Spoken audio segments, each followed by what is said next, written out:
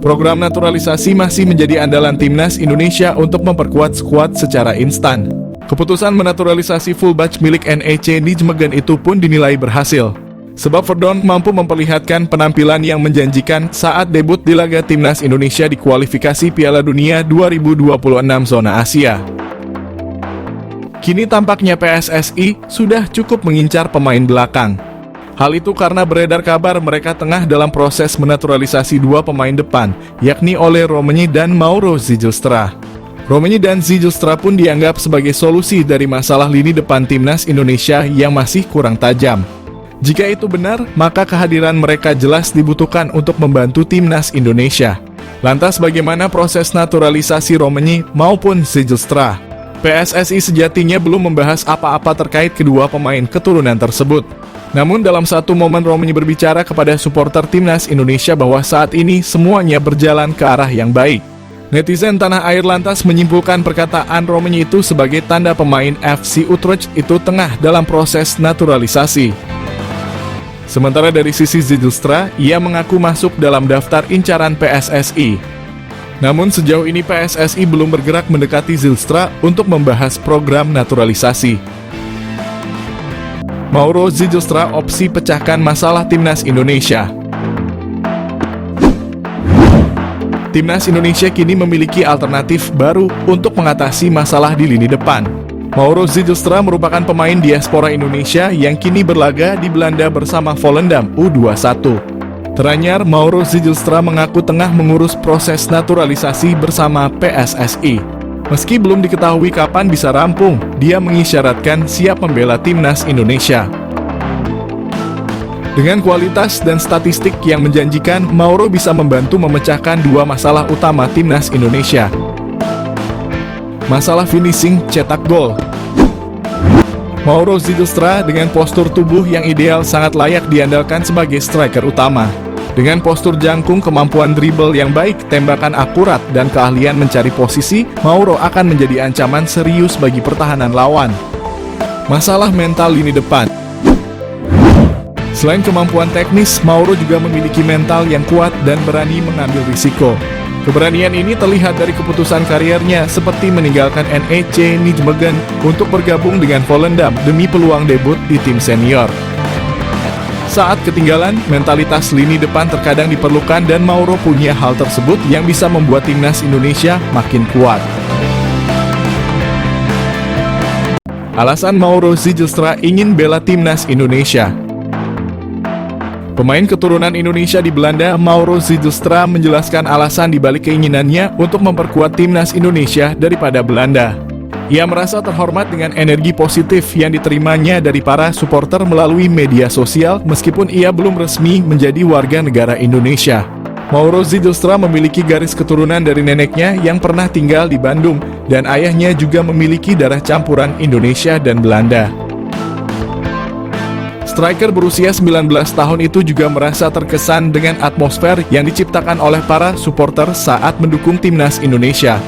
Ia mengungkapkan bahwa bermain di Stadion Utama Gelora Bung Karno dengan puluhan ribu penonton yang menyaksikan terasa seperti mimpi yang menjadi kenyataan. Mauro Zijlstra memiliki postur tubuh yang ideal sebagai ujung tombak timnas Indonesia.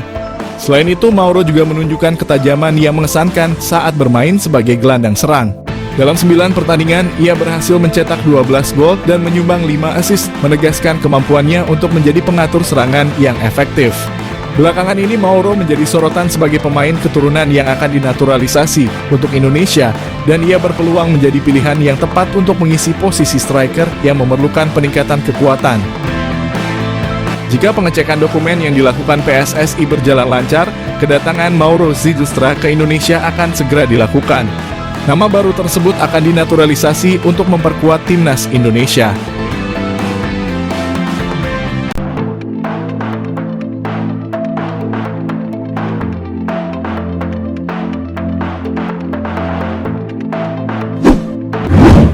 Isyarat proses naturalisasi oleh Romenyi agar segera perkuat timnas Indonesia sudah diunggah oleh Ketua Umum PSSI, Erick Thohir. Erick Thohir mengisyaratkan Ole Romenyi sedang menjalani perpindahan kewarganegaraan untuk membela timnas Indonesia dalam lanjutan putaran ketiga kualifikasi Piala Dunia 2026 zona Asia. Hal itu diketahui setelah Erick Thohir dan Ole Romenyi sama-sama menunjuk ketika berpose di akun media sosial sang ketum PSSI. Diprediksi Ole Romenyi belum segera menjalani debut timnasnya bersama skuad Garuda tahun ini. Paling cepat debut penyerang FC Utrecht bersama timnas Indonesia terrealisasi pada Maret 2025, tepatnya saat timnas Indonesia melakoni laga tandang kontra Australia. Tentu saja dengan kehadiran Ole Romenyi akan menambah daya dobrak lini serang skuad asuhan Shin Tae-yong. Kini yang menjadi sorotan ialah ada harga yang harus dibayar dengan naturalisasi Ole Romenyi, yakni kemungkinan ada striker yang lebih banyak diabaikan oleh Shin Tae-yong di sisa round 3 kualifikasi Piala Dunia 2026. Striker yang sangat mungkin minim mendapatkan panggilan di sisa 5 pertandingan putaran ketiga.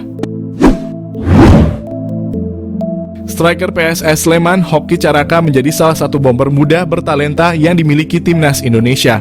Hoki selalu dilirik oleh STY sepanjang round 3. Meski demikian, Hoki Caraka belum dimainkan sama sekali. Serupa dengan Hoki Caraka, striker Persib Bandung Dimas Derajat juga sangat mungkin terkena dampak kehadiran naturalisasi Ole Romenyi.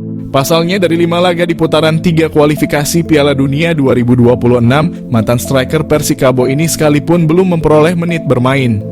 Catatan lebih baik justru dihasilkan penyerang Persebaya Surabaya, Malik Rizaldi. Kendati baru membukukan 2 caps bersama timnas Indonesia, dia sudah pernah dimainkan oleh Shin Tae-yong pada kualifikasi Piala Dunia 2026. Dirangkum dari laman Transfermarkt, Malik Rizaldi membukukan catatan waktu 63 menit dalam 2 pertandingan bersama timnas Indonesia. Kecenderungan cedera yang dialami Malik Rizaldi sangat mungkin membuatnya disingkirkan oleh Shin Tae-yong demi jaminan tempat bagi Romenyi. Nasib yang mirip dengan Dimas Derajat maupun Hoki Caraka juga dimiliki bomber Persis Solo, Ramadan Sananta. Dari 5 laga yang sudah dimainkan timnas Indonesia, Ramadan Sananta sekali berada di daftar pemain. Tepatnya saat menahan imbang Arab Saudi, itu pun tidak dimainkan. Selebihnya, Ramadan Sananta dicoret dari daftar 23 pemain yang dibawa timnas Indonesia untuk bertanding. Nama yang paling mengejutkan ialah Rafael Struijk. Penyerang Brisbane Roar Australia tersebut selalu menjadi langganan Shin Tae-yong di round 3. Bahkan dia sudah mengukir 1 gol, tepatnya kala menahan imbang Bahrain. Akan tetapi Struijk belum lama ini memperoleh kritik karena secara performa mengalami penurunan. Jika dikomparasikan dengan Ragnar Oratmangoen, Struijk sangat mungkin untuk terkena imbas dari kehadiran Ole Romenyi di lini depan skuad Garuda.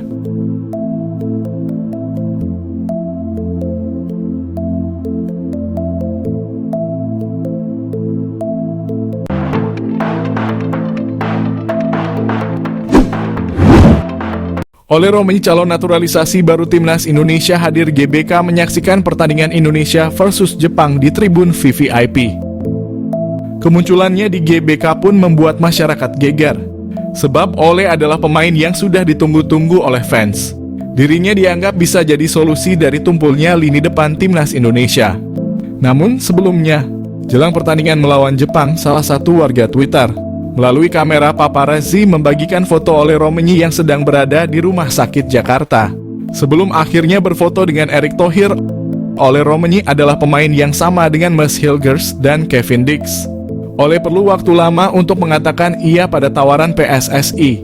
Itu wajar karena pada tahun 2023, saat Ole mendapat panggilan pertama dari PSSI, usianya masih 23 tahun.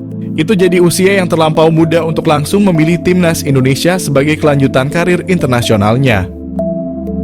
Apalagi Ole paham bahwa Belanda juga sedang krisis penyerang jempolan. Ia merasa masih memiliki peluang yang besar untuk dipanggil ke timnas Belanda.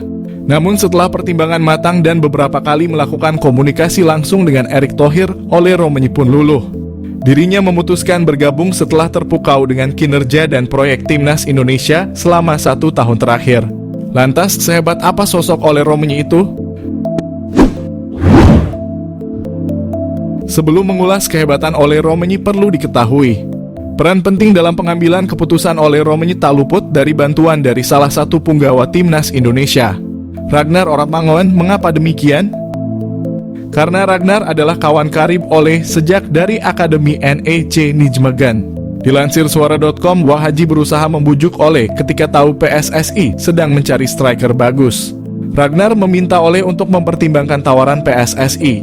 Ragnar merasa akan bagus jika skuad Garuda memiliki striker sepertinya. Skuad asuhan Shin Tae-yong sudah terbentuk dengan cepat selama 1 tahun terakhir. Namun, STY masih membutuhkan sosok gol getter di lini depan. Dan Ragnar ingin Ole mengisi posisi tersebut. Namun, apakah yang dikatakan Ragnar Oratmangoen bisa dipertanggungjawabkan di lapangan?